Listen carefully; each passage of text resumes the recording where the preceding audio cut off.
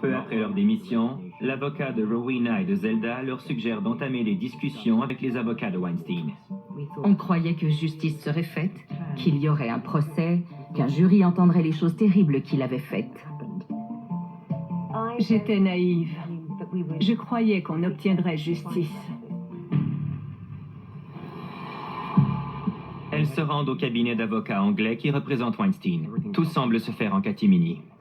Nous n'étions pas autorisés à venir dans les bureaux pendant les heures de travail, seulement après 17 heures. On ne pouvait pas avoir de stylo ni de papier pour écrire. On ne pouvait pas passer d'appel. On ne nous donnait rien à manger, alors qu'on était là un long moment. On a dû leur dire qu'on était là depuis plusieurs heures et qu'on avait faim. Ils ont fait monter un sandwich qu'on a dû se partager. Ça montre combien ils se fichaient de nous. On était insignifiantes.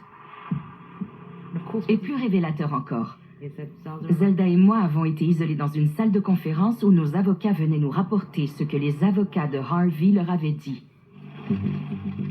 Les avocats s'entendent sur un accord. Cet accord est financier et lié à une entente de confidentialité.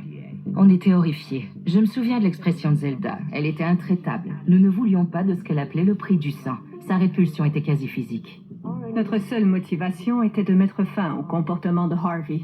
C'est tout ce qu'on voulait pour ne pas que cela arrive à quelqu'un d'autre. On voulait qu'il arrête. À la fin de la journée, les avocats des deux parties nous ont fortement conseillé de signer l'entente. Ils n'ont pas seulement insisté, ils nous ont dit clairement que nous n'avions pas d'autre choix que de signer. C'est facile de diaboliser Harvey. Il était le méchant violeur, mais il n'était pas le seul monstre dans cette histoire. Rowena et Zelda se battent pour ajouter des clauses en espérant freiner le comportement de Weinstein. Selon les termes de l'entente, il doit suivre une psychothérapie et Miramax doit engager des gestionnaires pour traiter les plaintes de harcèlement. Et s'il doit négocier une autre entente pour harcèlement, Weinstein sera congédié. C'est le maximum qu'elles peuvent faire dans une situation où il est de plus en plus évident qu'il échappe à toute responsabilité. J'étais stupéfaite de constater qu'à aucun moment pendant les négociations, alors qu'il y avait au moins une dizaine d'avocats dans la pièce, personne n'a levé la main pour dire « Pardon, mais qu'est-ce qu'on fait là ?» Arrêtez tout. Ça ne devrait pas se passer comme ça. Ouais. On ne peut pas faire ça. C'est contraire à l'éthique et c'est immoral. On avait l'impression que même nos avocats, tout le monde voulait protéger Harvey.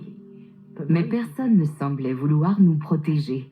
Nous, ces jeunes assistantes, mais aussi ces victimes d'agressions sexuelles.